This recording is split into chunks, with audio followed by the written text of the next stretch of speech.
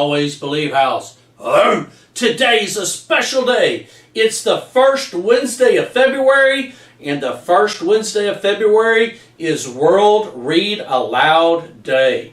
I thought I would share a story for you to my fellow educators, because I was really lucky in the story I'm about to share with you that I got to see a former student that was really troubled years later, and I saw what I did, how it affected him, okay?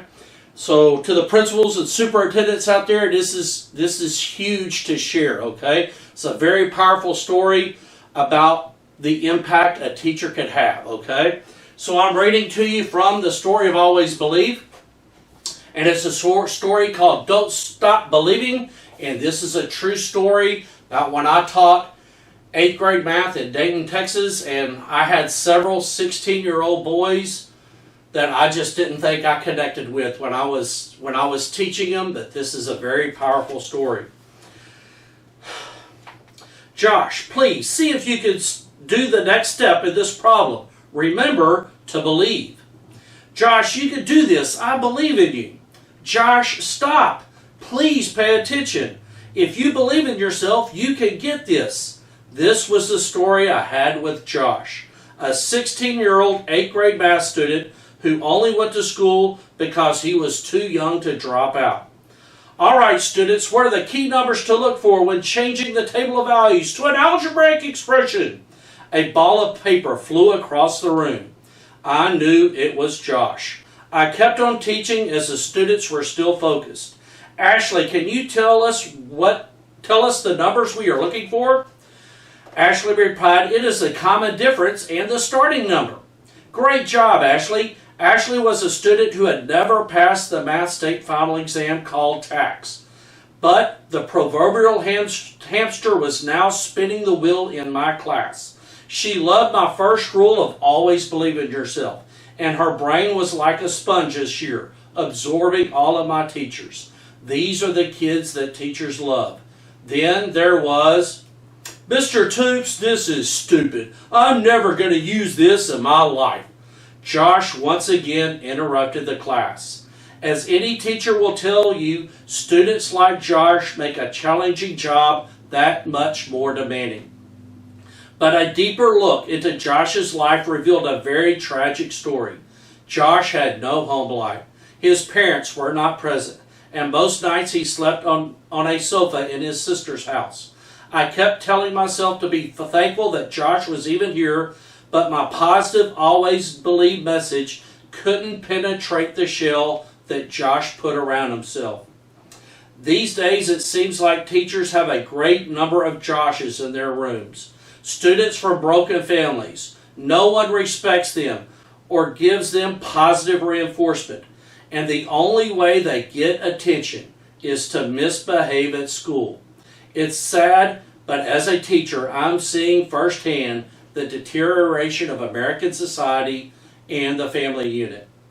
To me, the secret of teaching is to do everything possible to cause every student's internal light switch to click on. Once you manage to throw that imaginary light switch, the students' will to learn is activated. And if the students know you believe in them, learning will grow exponentially. You can click on that light switch in a myriad of ways. A personal story that connects to the kids. I went through that too. An achievement in your life that one of your students wants to live. And making a kid laugh and feel part of the learning process. And just telling the students that they can do it. And that you believe in them. Any of these methods and many more will trigger a student's ability to learn and will also trigger a student's interest in taking ownership in their education. Then you have the kids like Josh. Looking back on more than 2 decades of teaching math, I usually taught around 140 to 160 students a year. I usually succeed on throwing the light switch on in almost all my students, but reaching a 16-year-old boy in 8th grade eluded me. Surprisingly, Josh wasn't expelled from school, and despite not passing most of his classes, he was socially promoted. Unfortunately, Josh didn't complete high school. He turned 18 and stopped attending. 7 years later, in October 2012, I was working at a church fundraiser called the Pumpkin Patch.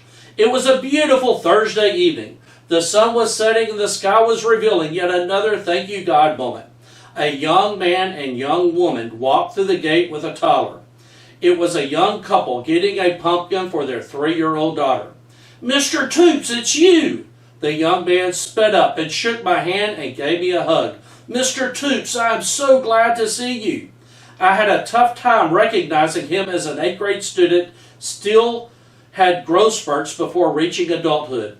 Then I remembered, Josh. Could it be Josh, the student who made me feel miserable for a whole school year? "Mr. Toups, you remembered? Yes, I'm Josh," I responded. "How are you doing? Looks to me like you're a dad." "Yeah, Mr. Toups, I had to grow up quick. I have a daughter now. My job is to keep her away from guys like me." I replied, "Don't say that, Josh." "Well, Mr. Toups, you know how I was. I just want to say how sorry I am for everything. I was so bad in your class." "You had a lot going on in your life at the time, Josh," I replied. "I know, but it's still no excuse, Mr. Toups. You're the only one who never stopped believing in me. I'm doing so good now. I'm an apprentice welder, and maybe next month my overseer is going to license me.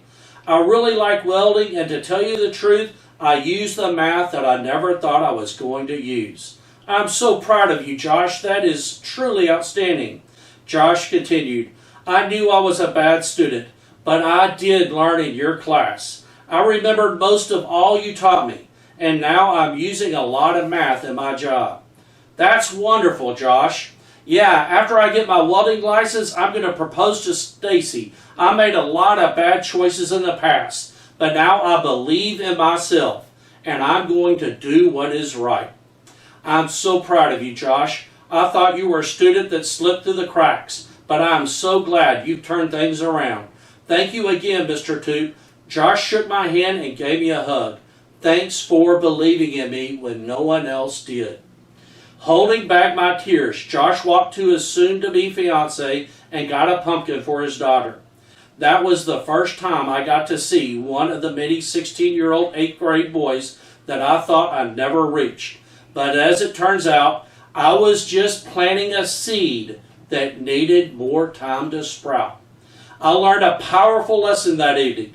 The seeds of learning that you plant in your students may not bear the fruit in the year you teach them.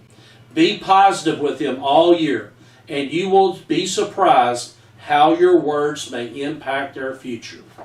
Josh was one of the worst students in my class I ever taught.